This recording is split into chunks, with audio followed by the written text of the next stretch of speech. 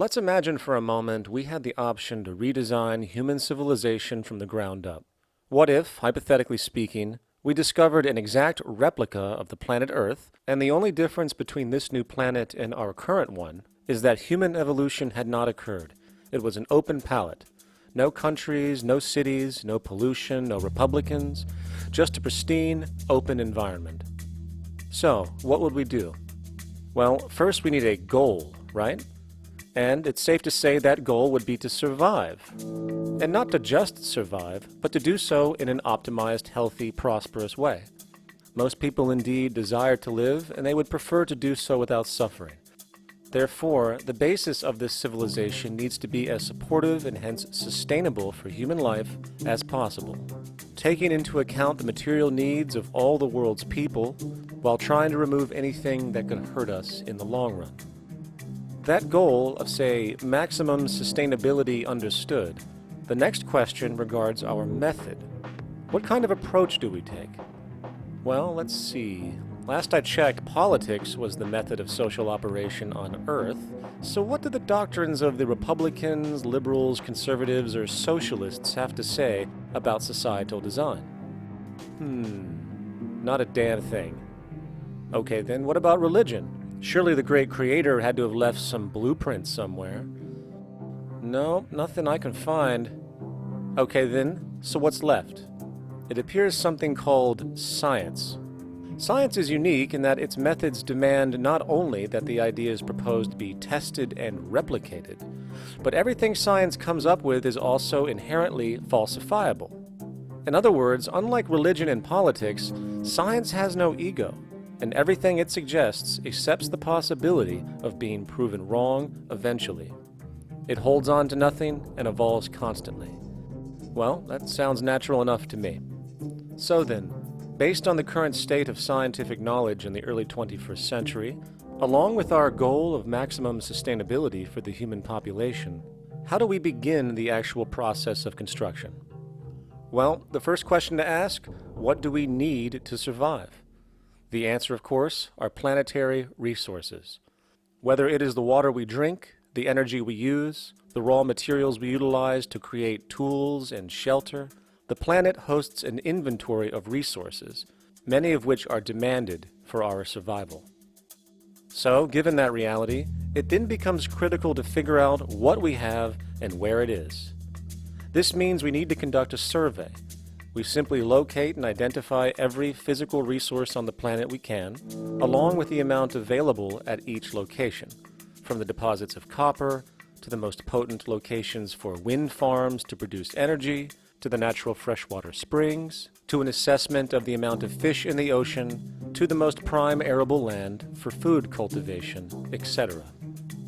But since we humans are going to be consuming these resources over time, we then realize that not only do we need to locate and identify, we also need to track.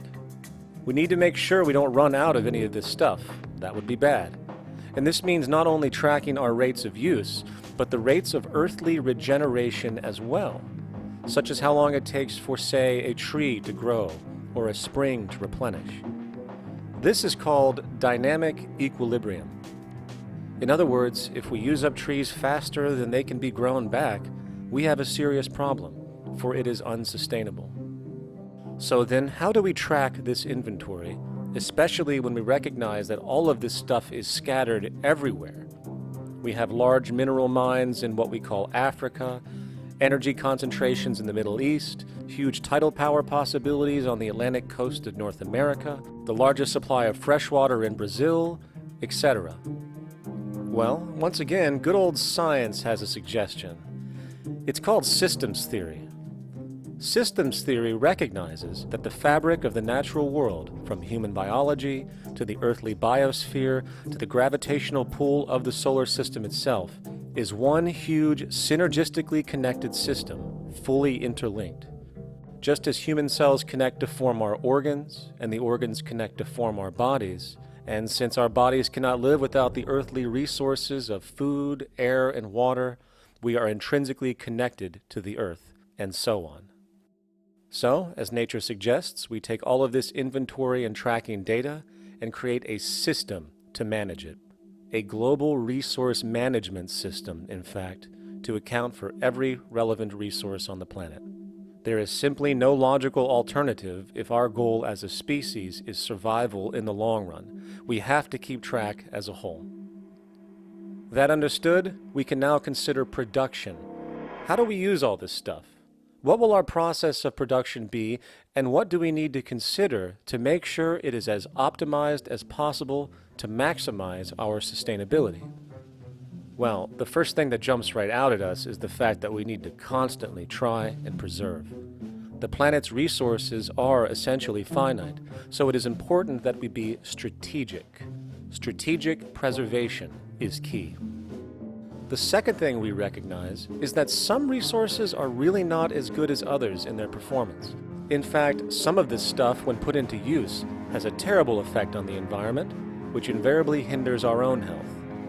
For example, oil and fossil fuels, no matter how you cut it, release some pretty destructive agents into the environment. Therefore, it is critical we do our best to use such things only when we really have to, if at all. Fortunately for us, we see a ton of solar, wind, tidal, wave, heat differential, and geothermal possibilities for energy production, so we can strategize objectively about what we use and where to avoid what could be called negative retroactions, or anything that results from production or use that damages the environment and hence ourselves. We will call this strategic safety, to couple in with our strategic preservation. But production strategies do not stop there. We are going to need an efficiency strategy for the actual mechanics of production itself. And what we find is that there are roughly 3 specific protocols we must adhere to. 1. Every good we produce must be designed to last as long as possible. Naturally, the more things break down, the more resources we are going to need to replace them, and the more waste produced. 2. When things do break down or are no longer usable for whatever reason, it is critical that we harvest or recycle as much as we possibly can. So the production design must take this into account directly at the very earliest stages. 3. Quickly evolving technologies, such as electronics, which are subject to the fastest rates of technological obsolescence, would need to be designed to foreshadow and accommodate physical updates. The last thing we want to do is throw away an entire computer system just because it has only one broken part or is outdated. So we simply design the components to be easily updated, part by part, standardized and universally interchangeable, foreshadowed by the current trend of technological change. And when we realize that the mechanisms of strategic preservation, strategic safety, and strategic efficiency are purely technical considerations, devoid of any human opinion or bias, we simply program these strategies into a computer which can weigh and calculate all the relevant variables, allowing us to always arrive at the absolute best method for sustainable production based on current understandings. And while that might sound complex, all it is a glorified calculator. Not to mention, such multivariate decision-making and monitoring systems are already used across the world today for isolated purposes. It is simply a process of scaling it out. So, now we not only have our resource management system, but also a production management system, both of which are easily computer automated to maximize efficiency, preservation, and safety. The informational reality is that the human mind, or even a group of humans, cannot track what needs to be tracked. It must be done by computers, and it can be. And this brings us to the next level, distribution. What sustainability strategies make sense here? Well, since we know that the shortest distance between 2 points is a straight line, and since energy is required to power transport machines, the less transport distance, the more efficient. Producing goods in one continent and shipping them over to another only makes sense if the goods in question simply cannot be produced in the target area. Otherwise, it is nothing but wasteful. We must localize production so distribution is simple, fast, and requires the least amount of energy. We'll call this the proximity strategy. which simply means we reduce the travel of goods as much as possible, whether raw materials or finished consumer products. Of course, it might also be important to know what goods we are transporting and why, and this falls under the category of demand. And demand is simply what people need to be healthy and to have a high quality of life. The spectrum of material human needs range from core life-supporting necessities, such as food, clean water, shelter, to social and recreational goods, which allow for relaxation and personal social enjoyment, both important factors in human and social health overall. So, very simply, we take another survey. People describe their needs, demand is assessed, and production begins based on that demand. And since the level of demand of different goods will naturally fluctuate and change around different regions, we need to create a demand distribution tracking system, so to avoid overruns and shortages. Of course, this idea is old news. It is used in every major store chain today to make sure they keep up with their inventory. Only this time we are tracking on a global scale. But, wait a minute, we really can't fully understand demand if we don't account for the actual usage of the good itself. Is it logical and sustainable for every single human to, say, have one of everything made, regardless of their usage? No. That would be simply wasteful and inefficient. If a person has a need for a good, but that need is only for, say, 45 minutes a day on average, it would be much more efficient if that good was made available to them and to others when needed. Many forget that it isn't the good that they want, it is the purpose of that good. When we realize that the good itself is only as important as its utility, we see that external restriction, or what we might call today ownership, is extremely wasteful and environmentally illogical in a fundamental economic sense. So, we need to devise a strategy called strategic access. This would be the foundation of our demand distribution tracking system, which makes sure we can meet the demand of the population's needs for access of whatever they need when they need it. And as far as physically obtaining the goods, centralized and regional access centers all make sense for the most part, placed in close proximity to the population, and a person would simply come in, take the item, use it, and when finished, return it when it is no longer needed. Sort of how a library works today. In fact, these centers could not only exist in the community in the way we see local stores today, but specialized access centers would exist in specific areas where often certain goods are utilized, saving more energy with less repeat transport. And once this demand tracking system is in order, it is tied into our production management system, and of course into our resource management system, hence creating a unified, dynamically updating, global economic management machine that simply makes sure we remain sustainable, starting with securing the integrity of our finite resources, moving to make sure we only create the best, most strategic goods possible, while distributing everything in the most intelligent and efficient way. And the unique result of this preservation-based approach, which is intuitively counter to many, is that this logical, ground-up, empirical process of preservation and efficiency, which can only define true human sustainability on this planet, would likely enable something never before seen in human history. Access abundance, not just for a percentage of the global population, but the entire civilization.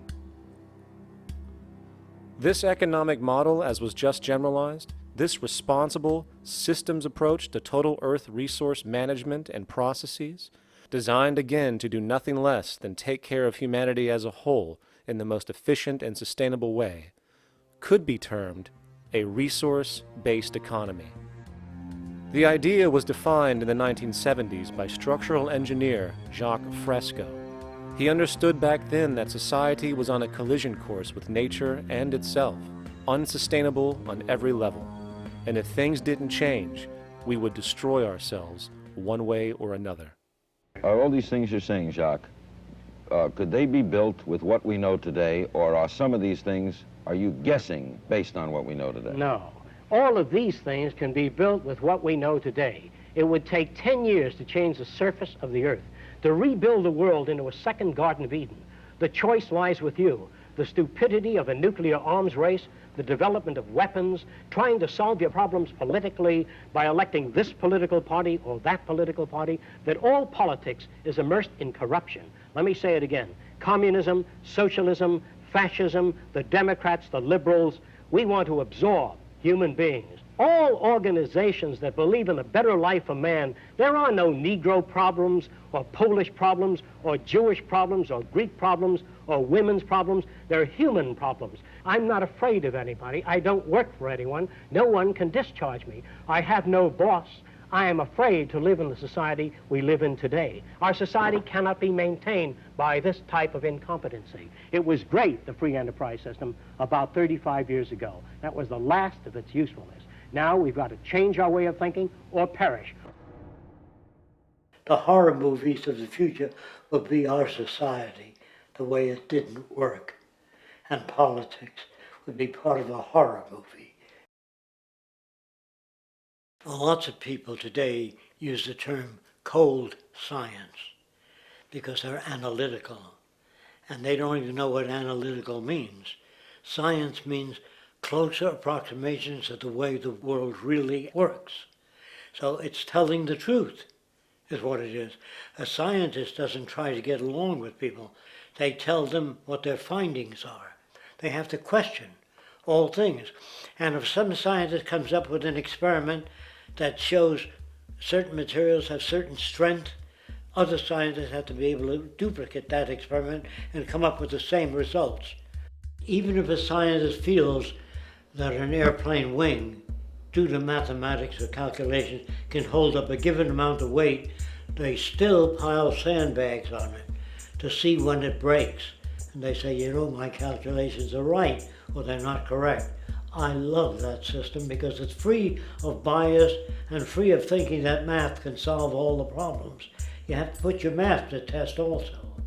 I think that every system that can be put to test should be put to test, and that all decisions should be based upon research. A resource-based economy is simply the scientific method applied to social concern, an approach utterly absent in the world today. Society is a technical invention, and the most efficient methods of optimized human health, physical production, distribution, city infrastructure, and the like reside in the field of science and technology, not politics or monetary economics. It operates in the same systematic way as, say, an airplane, and there is no Republican or liberal way to build an airplane. Likewise, nature itself is the physical referent we use to prove our science, and it is a set system, emerging only from our increased understanding of it. In fact, it has no regard for what you subjectively think or believe to be true. Rather, it gives you an option. You can learn and fall in line with its natural laws and conduct yourself accordingly, invariably creating good health and sustainability, or you can go against the current to no avail. It doesn't matter how much you believe you can just stand up right now and walk on the wall next to you. The law of gravity will not allow it. If you do not eat, you will die.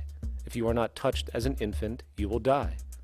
As harsh as it may sound, nature is a dictatorship, and we can either listen to it and come in harmony with it, or suffer the inevitable adverse consequences.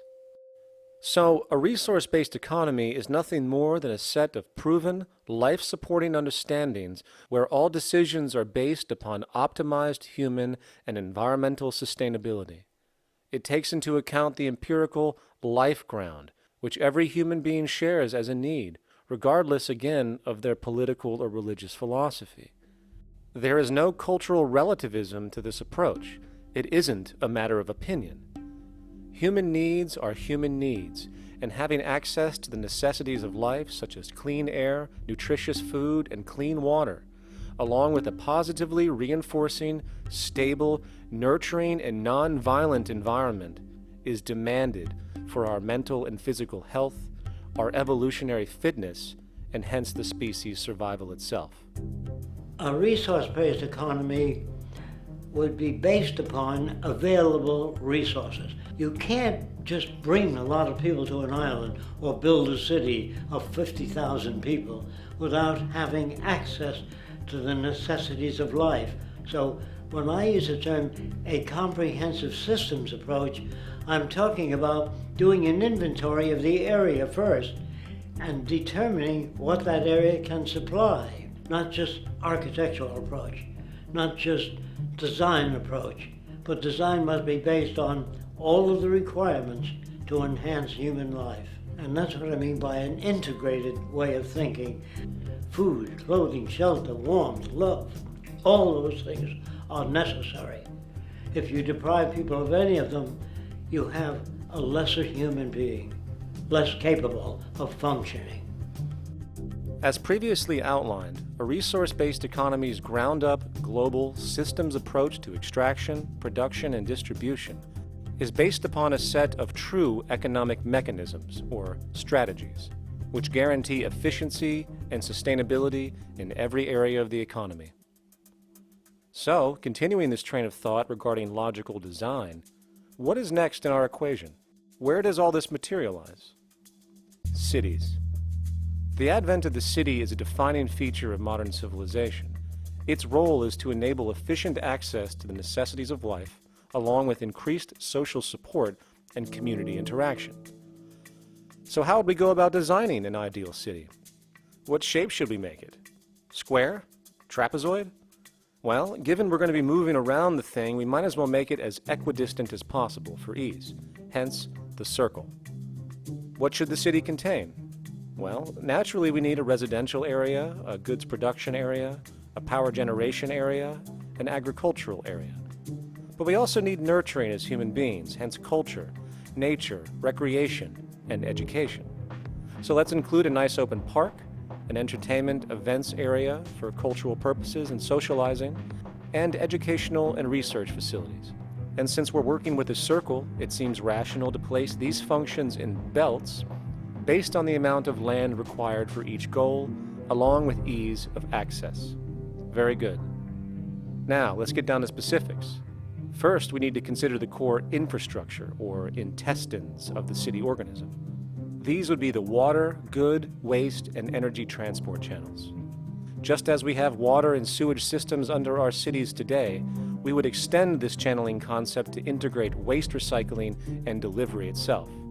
No more mailmen or garbage men.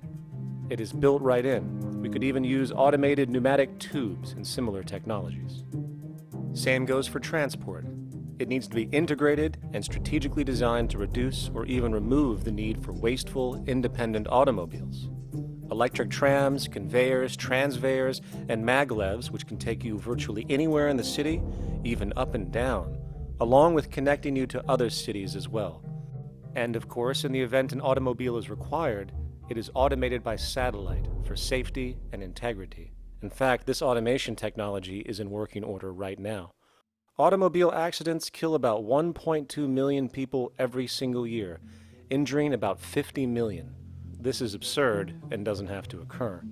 Between efficient city design and automated driverless cars, this death toll can be virtually eliminated. Agriculture. Today, through our haphazard, cost-cutting industrial methods, using pesticides, excessive fertilizers, and other means, we have successfully destroyed much of the arable land on this planet, not to mention also extensively poisoning our bodies. In fact, industrial and agricultural chemical toxins now show up in virtually every human being tested, including infants. Fortunately, there is a glaring alternative: the soilless mediums of hydroponics and aeroponics, which also reduce nutrient and water requirements by up to 75% of our current usage. Food can now be organically grown on an industrial scale in enclosed vertical farms, such as in 50-story 1-acre plots, virtually eliminating the need for pesticides and hydrocarbons in general. This is the future of industrial food cultivation: efficient, clean, and abundant. So, such advanced systems would be, in part, what comprise our agricultural belt, producing all the food required for the entire city's population, with no need to import anything from the outside, saving time, waste, and energy. And speaking of energy, the energy belt would work in a systems approach to extract electricity from our abundant renewable mediums, specifically wind, solar, geothermal, and heat differentials, and if near water potentials, tidal and wave power. To avoid intermittency and make sure a positive net energy return occurs, these mediums would operate in an integrated system, powering each other when needed, while storing excessive energy to large supercapacitors under the ground, so nothing can go to waste. And not only does the city power itself, particular structures will also power independently and generate electricity through photovoltaic paints, structural pressure transducers, the thermocouple effect, and other current but underutilized technologies. But of course, this begs the question, how does this technology and goods in general get created in the first place? This brings us to production. The industrial belt, apart from having hospitals and the like, would be the hub of factory production. Completely localized overall, it would of course obtain raw materials by way of the global resource management system just discussed, with demand being generated by the population of the city itself. As far as the mechanics of production, we need to discuss a new, powerful phenomenon which was sparked very recently in human history and is on pace to changing everything. It's called mechanization, or the automation of labor. Well, if you look around you, you'll notice that almost everything that we use today is built automatically. Your shoes, your clothes, your home appliances, your car, and so on. They are all built by machines in an automatic way. Can we say that the society has not been influenced by these major technological advancements? Of course not.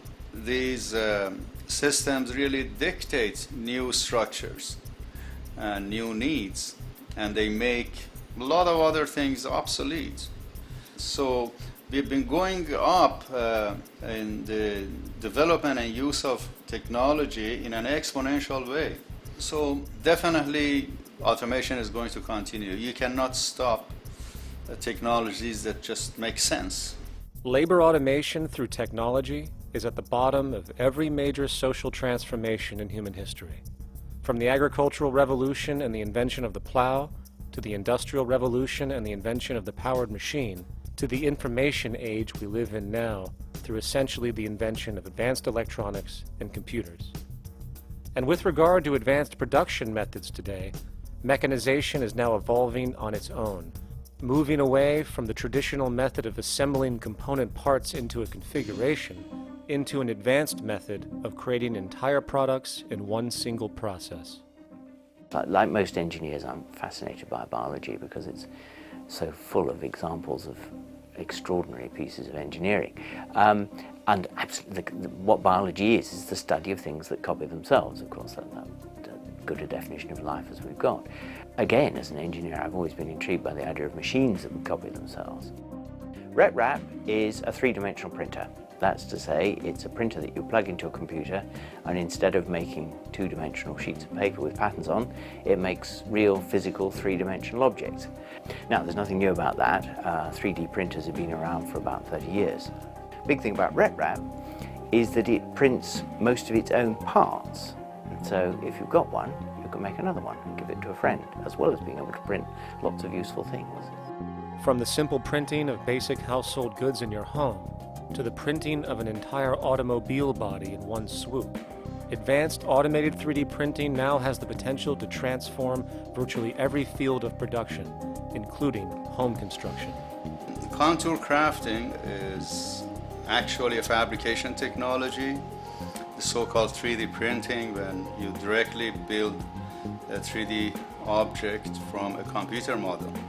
Using contour crafting, it will be possible to build a 2,000 square foot home entirely by the machine in one day.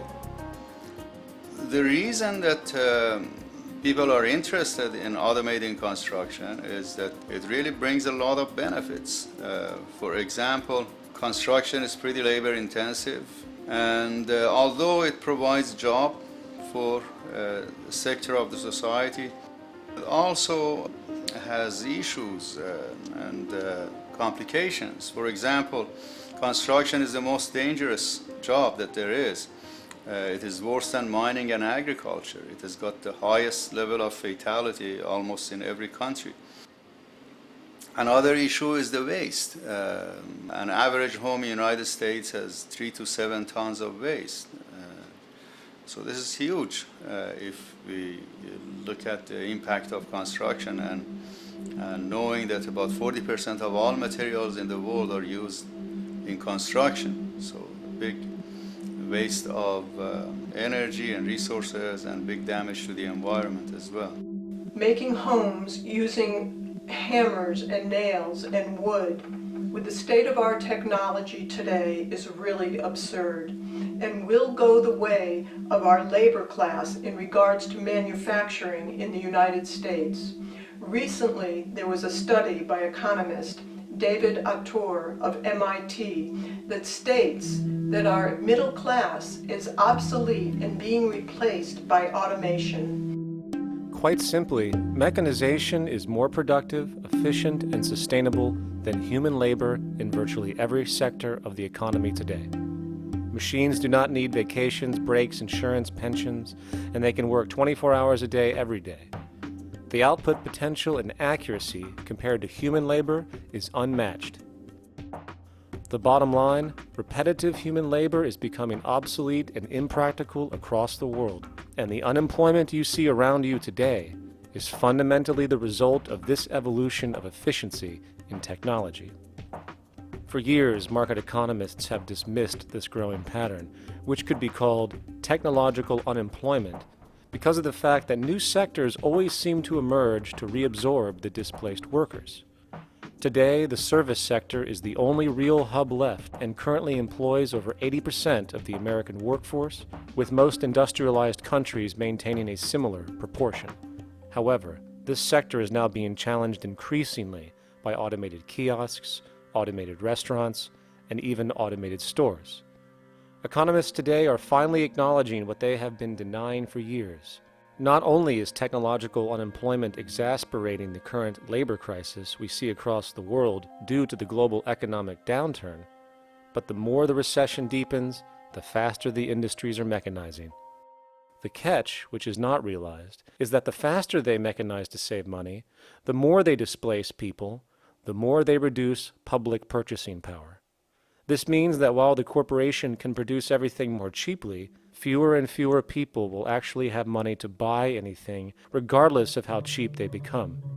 The bottom line is that the labor for income game is slowly coming to an end.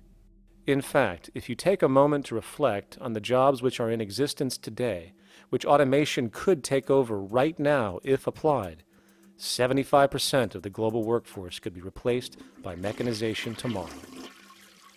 And this is why, in a resource-based economy, there is no monetary market system, no money at all, for there is no need. A resource-based economy recognizes the efficiency of mechanization and accepts it for what it offers. It doesn't fight it like we do today. Why? Because it is irresponsible not to, given any interest in efficiency and sustainability. And this brings us back to our city system. In the center is the central dome, which not only houses the educational facilities and transportation hub, it also hosts the mainframe that runs the city's technical operations. The city is, in fact, one big automated machine. It has sensors in all technical belts to track the progress of agriculture, energy gathering, production, distribution, and the like.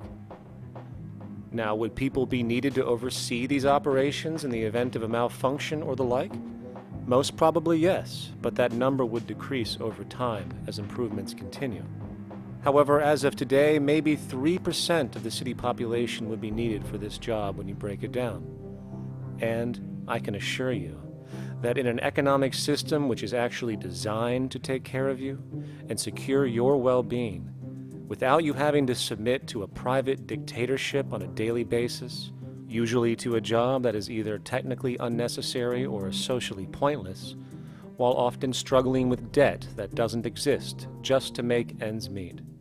I guarantee you people will volunteer their time left and right, to maintain and improve a system that actually takes care of them. And coupled with this issue of incentive comes the common assumption that if there isn't some external pressure for one to work for a living, people will just sit around, do nothing, and turn into fat, lazy blobs. This is nonsense. The labor system we have today is in fact the generator of laziness, not a resolver of it. If you think back to when you were a child, full of life, interested in new things to understand, likely creating and exploring, but as time went on, the system pushed you into the focus of figuring out how to make money. And from early education to study at a university, you are narrowed, only to emerge as a creature which serves as a cog in a wheel in a model that sends all the fruits to the upper 1%.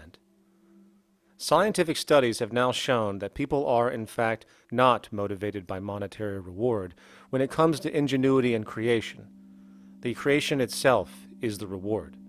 Money, in fact, appears only to serve as an incentive for repetitive, mundane actions, a role we have just now shown can be replaced by machine. So when it comes to innovation, the actual use of the human mind, the monetary incentive has proven to be a hindrance, interfering and detracting from creative thought. And this might explain why Nikola Tesla, the Wright brothers, and other inventors who contributed massively to our current world never showed a monetary incentive to do so. Money is, in fact, a false incentive and causes 100 times more distortion than it does contribution. Good morning, class. Please settle down. The first thing I would like to do is go around the room and ask what everyone would like to be when they grow up. Who'd like to go first? Okay, how about you, Sarah? When I grow up, I want to work at McDonald's like my mom. Oh, family tradition, eh? How about you, Linda? When I grow up, I'm going to be a prostitute on the streets of New York City. Oh, glamour girl, huh? Very ambitious. How about you, Tommy? When I grow up, I'm going to be a rich, elitist businessman who works on Wall Street and profits off of the collapse of foreign economies. Enterprising, and great to see some multicultural interest. As stated before, a resource-based economy applies the scientific method to social concern, and this isn't limited to simply technical efficiency. It also has the consideration of human and social well-being directly and what comprises it. What good is a social system if, in the end, it doesn't produce happiness and peaceful coexistence? So it is important to point out that with the removal of the money system and the necessities of life provided, we would see a global reduction in crime by about 95% almost immediately, for there is nothing to steal, embezzle, scam, or the like. 95% of all people in prisons today are there due to some monetary-related crime or drug abuse, and drug abuse is a disorder, not a crime. So what about the other 5%, the truly violent, often seeming to some as being violent for the sake of being violent? Are they just evil people? The reason that I frankly think it's a waste of time to engage in moral value judgments about people's violence is because it doesn't advance by one iota our understanding of either the causes or the prevention of the violent behavior.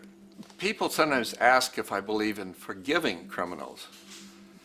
My answer to that is, no, I don't believe in forgiveness any more than I believe in condemnation. It's only if we as a society can take the same attitude of treating violence as a problem in public health and preventive medicine rather than as a moral evil.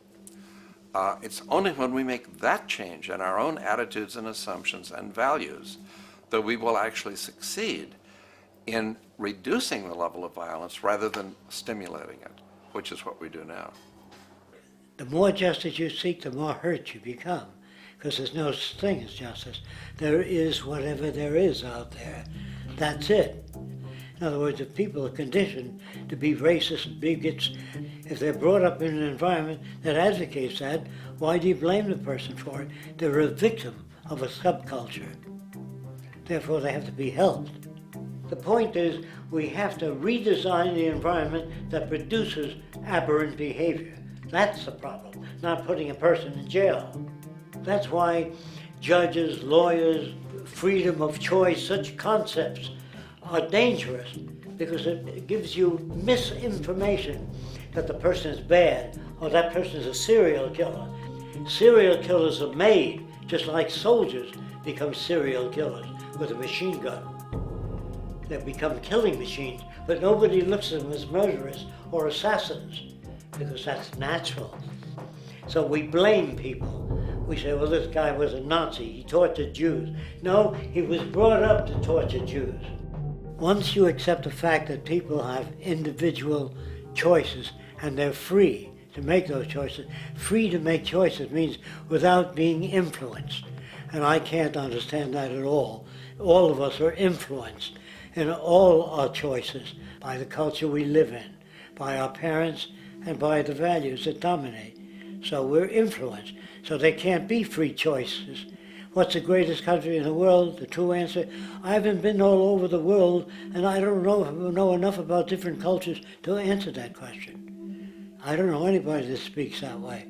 They say, good old USA, the greatest country in the world. There's no survey. Have you been to India? No. Have you been to England? No. Have you been to France? No. What do you make your assumptions on? They can't answer. They get mad at you. They say, well, goddamn it, who the hell are you to tell me what to think?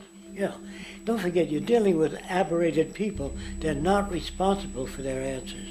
They're victims of culture. That means they've been influenced by their culture.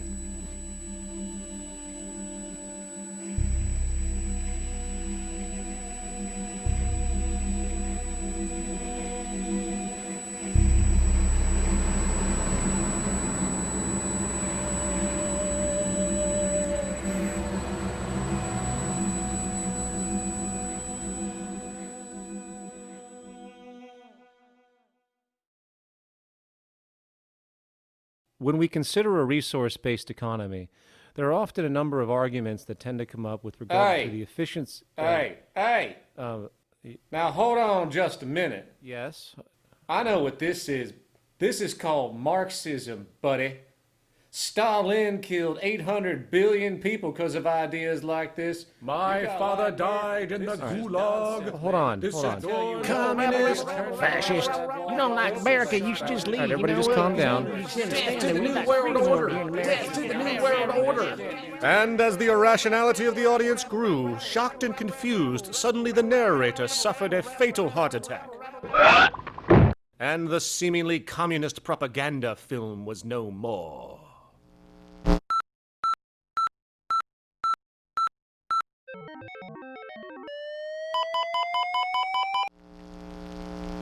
You know, I've said that sort of thing to people in think tank type of situations, and you know, these Club of Rome types and so forth. Marxist. What Marxist? Where did that come from? You know, they got this icon they hold on to. It's their holy grail.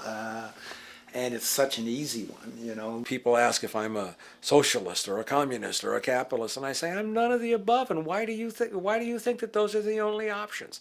All of those political constructs were created by writers who assumed that we lived on a planet of infinite resources. Not a one of those political philosophies even contemplates that there might be a shortage of anything. I believe that communism, socialism, free enterprise, fascism are part of social evolution, that you can't take a giant step from one culture to another, but they're in-between systems. Before there's any ism, we've got a life ground, and the life ground is, as I just described most easily, it's all the conditions required to take your next breath, and that involves the air you breathe, the water you get, the safety you have, the education you can access, all these things that we share and use and that no life in any culture can do without. So we've got to reset down to the life ground, and the life ground is no longer any ism. It's life value analysis. It's simply a matter of historical fact that the dominant intellectual culture of any particular society reflects the interest of the dominant group in that society. In a slave-owning society, the beliefs about human beings and human rights and so on will reflect the needs of the slave owners. In a society which again is based on the power of certain people to control and profit from the lives and work of millions of others, the dominant intellectual culture will reflect the needs of the dominant group. And so that if you look across the board, the ideas that pervade psychology and sociology and history and political economy and political science fundamentally reflect certain elite interests. And the academics who question that too much tend to get shunted to the side or to be seen as sort of radicals. The dominant values of a culture tend to support and perpetuate what is rewarded by that culture. And in a society where success and status is measured by material wealth, not social contribution, it is easy to see why the state of the world is what it is today. We are dealing with a values system disorder, completely denatured, where the priority of personal and social health have become secondary to the detrimental notions of artificial wealth and limitless growth. And like a virus, this disorder now permeates every facet of government, news media, entertainment, and even academia. And built into its structure are mechanisms of protection from anything that might interfere. Disciples of the monetary market religion, the self-appointed guardians of the status quo, constantly seek out ways to avoid any form of thought which might interfere with their beliefs, the most common of which are projected dualities. If you are not a Republican, you must be a Democrat. If you are not a Christian, you might be a Satanist. And if you feel society can be greatly improved to consider perhaps, I don't know, taking care of everyone, you're just a utopianist. And the most insidious of them all, if you are not for the free market, you must be against freedom itself. I'm a believer in freedom. Every time you hear the word freedom being said anywhere or government interference said anywhere, it means, decoded, blocking maximization of turning money into more money for private money possessors. That's it. Every other thing they'll say, oh, we need more commodities for people, oh, this is freedom against tyranny and so forth. Every time you see it, you can decode it down to that. And I think you'll find a one-to-one correlation with every time they use it. And this is a sense in which we might call it's a syntax, a governing syntax of understanding and of value, so that it governs beneath their own recognition of it. So they may not say, oh, I didn't mean that at all, but in fact, that's what they do. Just like you may speak a grammar, and you have rules of grammar you follow without recognizing what the rules are. And so what we have is what I call the ruling value syntax that underlies this. So every time they use these words, government interference, lack of freedom, or progress, or development, you can decode them all to come back to mean that. Of course, when you hear the word freedom, it tends to be in the same sentence with something called democracy. It's fascinating how people today seem to believe that they actually have a relevant influence on what their government does, forgetting that the very nature of our system offers everything for sale. The only vote that counts is the monetary vote, and it doesn't matter how much any activist yells about ethics or accountability. In a market system, every politician, every legislation, and hence every government is for sale.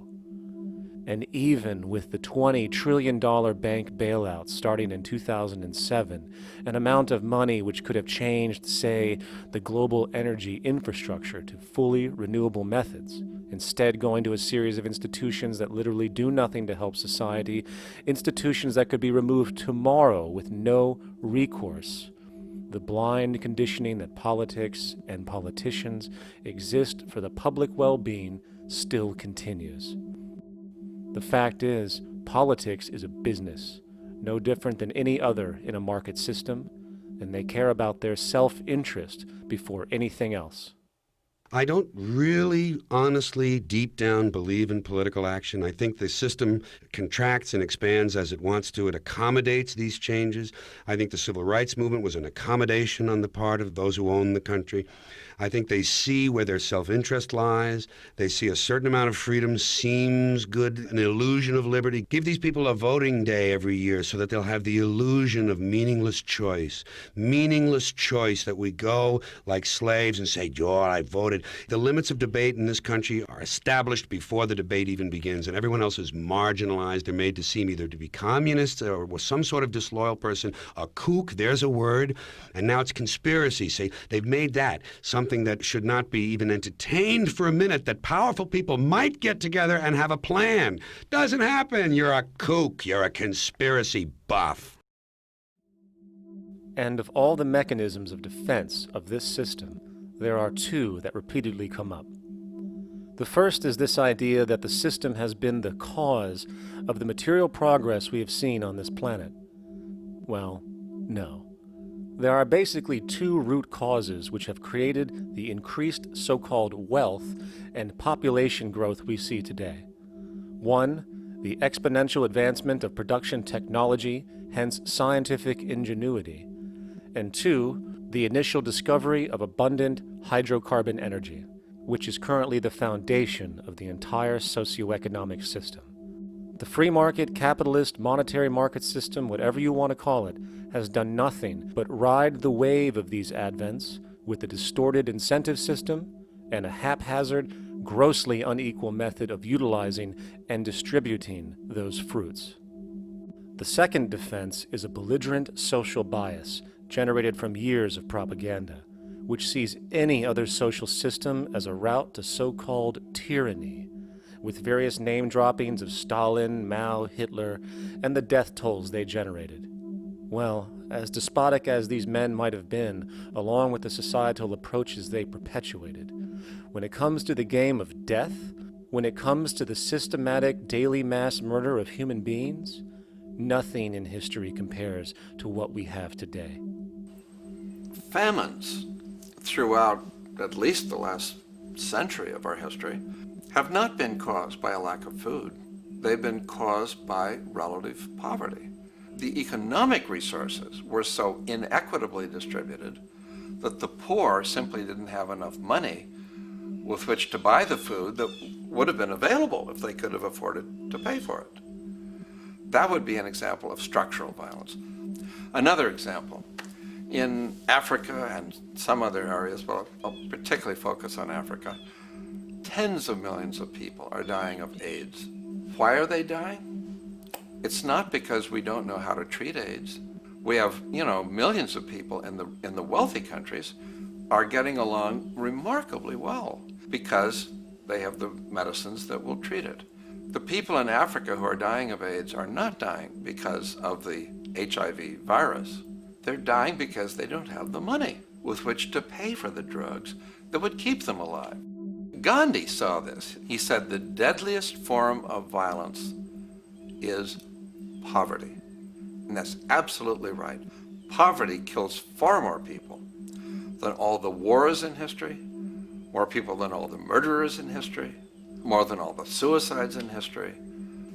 Not only does structural violence kill more people than all the behavioral violence put together, structural violence is also the main cause of behavioral violence.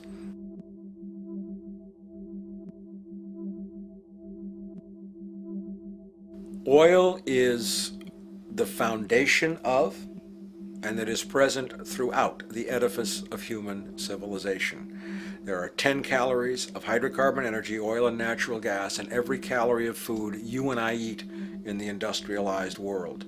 Fertilizers are made from natural gas. Pesticides are made from oil. You drive oil-powered machines to plant, plow, irrigate, harvest, transport, package. You wrap the food in plastic, that's oil. All plastic is oil. There are 7 gallons of oil in every tire. Oil is everywhere. It's ubiquitous. And it's only because of oil that there are 7 billion people, or almost 7 billion people on this planet right now. The arrival of this cheap, easy energy, which is equivalent, by the way, to billions of slaves working around the clock, changed the world in such a radical way over the last century, and the population has gone up 10 times. But by 2050, oil supply is able to support less than half the present world's population in their present way of life. So the scale of adjustment to live differently is just enormous. The world is now using 6 barrels of oil for every barrel it finds. 5 years ago, it was using 4 barrels of oil for every barrel it finds. A year from now, it's going to be using 8 barrels of oil for every barrel it finds. What's disturbing to me is the lack of any real effort from governments worldwide or industry leaders worldwide to do something different. I mean, we have these sort of attempts to build more wind power and to maybe do something with tide. We've got attempts to make our cars a little bit more efficient. But there's nothing which really looks like a revolution coming along. These are all pretty minor. And that, I think, is pretty frightening. And the governments who are driven by these economists who don't really appreciate what we're talking about are trying to stimulate consumerism to restore past prosperity in the hope that they can restore the past. They're printing yet more money lacking any collateral at all. So if the economy improves and recovers and growth, the famous growth comes back, it'll only be short-lived because within a short period of time, counted in months rather than years, it'll hit the supply barrier again. There'll be another price shock and a deeper recession. So I think we go into a series of vicious circles. So you have the economic growth going up, price spike, everything shuts down, that's where we are now. Then it starts to come up again. But what we have now is this area where there's no more ability to produce cheap energy. We're at the peak. We're on the downslope of oil production. No way you're going to get any more out of the ground any faster, which means that things shut down. The price of oil drops, which it did in early 2009, but then as you have an ersatz so-called recovery, the price of oil starts to come back. It's recently been hovering around $80 a barrel, and what we see is at $80 a barrel now, with the economic and financial collapse, people are having a hard time affording that. World oil production right now is about 86 million barrels a day. Over 10 years, you're looking at roughly 40 million barrels a day having to be replaced. There's nothing around which can come even within 1% of meeting that sort of demand. If we don't do something pretty quickly, there's going to be a huge energy deficiency. I think the big mistake is in not recognizing a decade or so ago that a concerted effort needed to be made to develop these sustainable forms of energy. I think that's something our grandchildren will look back on with total disbelief. You people knew that you were dealing with a finite commodity. How could you possibly have built your economy around something which was going to disappear? For the first time in human history, the species is now faced with the depletion of a core resource central to our current system of survival. And the punchline of the whole thing is that even with oil becoming more and more scarce, the economic system will still blindly push its cancerous growth model, so people can go out and buy more oil-powered cars to generate GDP and jobs, exacerbating the decline. Are there solutions to replace the edifice of the hydrocarbon economy? Of course.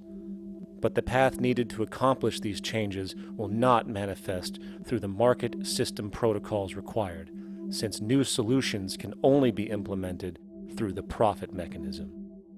People are not investing in renewable energies because there is no money in it in both the long and short term, and the commitment needed to make it happen can only occur at a severe financial loss. Hence, there is no monetary incentive, and in this system, if there's no monetary incentive, things do not happen. And on top of it all, peak oil is just one of many surfacing consequences of the environmental social train wreck gaining speed today. Other declines include freshwater, the very fabric of our existence, which is currently showing shortages for 2.8 billion people, and those shortages are on pace to reach 4 billion by 2030. Food production, the destruction of arable cropland, from which 99.7% of all human food comes from today, is occurring up to 40 times faster than it is being replenished. And over the last 40 years, 30% of the arable land has become unproductive. Not to mention that hydrocarbons are the backbone of agriculture today, and as it declines, so will the food supply. As far as resources in general, at our current patterns of consumption, by 2030 we will need 2 planets to continue our rates. Not to mention the continual destruction of life-supporting biodiversity, causing extinction spasms and environmental destabilization across the globe. And with all of these declines, we have the near exponential population growth, where by 2030 there might be over 8 billion people on this planet. Energy production alone would need to increase 44% by 2030 to meet such demand. And again, since money is the only initiator of action, are we to expect that any country on the planet is going to be able to afford the massive changes needed to revolutionize agriculture, water processing, energy production, and the like, when the global debt pyramid scheme is slowly shutting the entire world down? Not to mention the fact that the unemployment you currently see is going to become normality due to the nature of technological unemployment. The jobs are not coming back. And finally, a broad social perspective. From 1970 to 2010, poverty on this planet doubled due to this system. And given our current state, do you honestly think we will see anything less than more doubling, more suffering, and more mass starvation? There is not going to be any recovery. This is not some long depression that we're someday going to pull out of. I think the next phase we're going to see after the next round of economic collapse is massive civil unrest, when employment checks stop being paid because the states have no money left. And when things get so bad that people lose confidence in their elected leaders, they will demand change if we don't kill each other in the process or destroy the environment. I'm just afraid that we might get to the point of no return. And that bothers me no end. We do all we can to avoid that condition. It's clear that we're on the verge of a great transition in human life. What we face now is this fundamental change of the life we've known over the last century. There has to be a link between the economy and the resources of this planet, the resources being, of course, all animal and plant life, the health of the oceans and everything else. This is a monetary paradigm that will not let go until it's killed the last human being. The in-group will do all it can to stay in power. And that's what you got to keep in mind. They'll use the Army and Navy and lies or whatever they have to use to keep in power. They're not about to give it up because they don't know of any other system that will perpetuate their kind.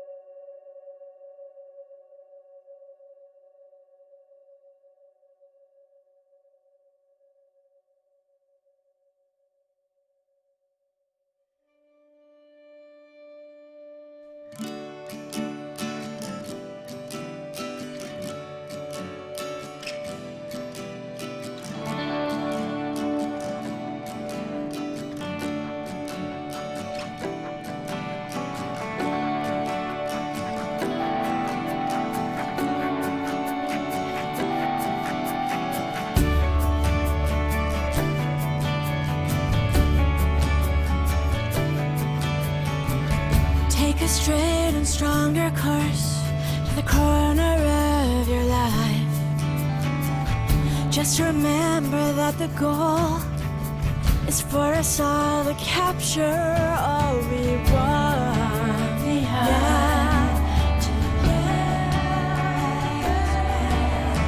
Don't surround yourself with yourself. Move on back to squares. Send an instant karma to me, and I shall live with love and care for yourself. 'Cause it's time and time with your time, and its news is captured for the queen to use.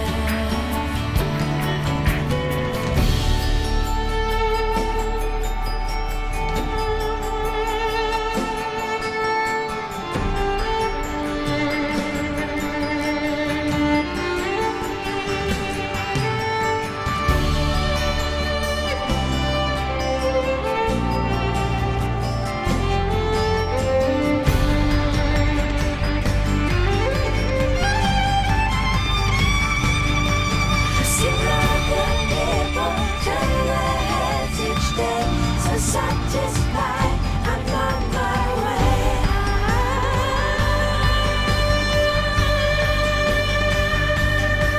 To see other people turn their heads each day. So satisfied, I'm on my way.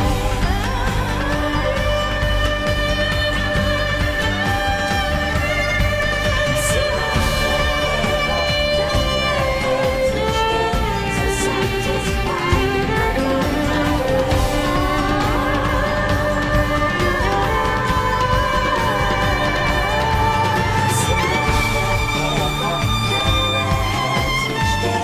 So satisfied.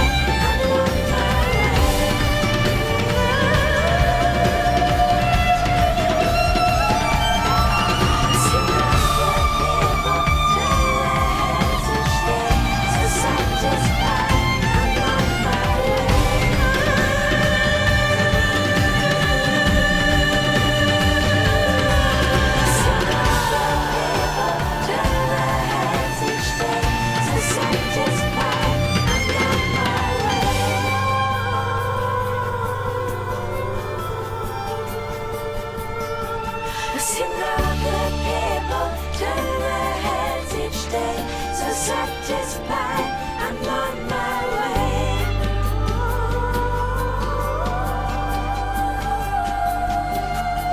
I see no good people turn their heads each day. So satisfied, I'm on my way.